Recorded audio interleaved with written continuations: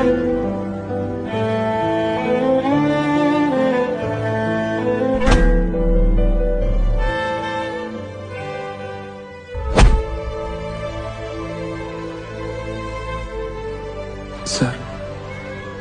నేను చిన్నప్పటి నుంచి ఎవరి కాళ్ళ మీద పడలేదు సార్.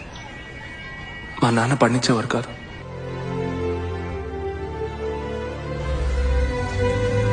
ప్లీజ్ మీ కాళ్ళు పట్టుకుని అడుగుతున్నా, నేను జననిని ఎంతగానో లవ్ చేస్తున్నాను సార్.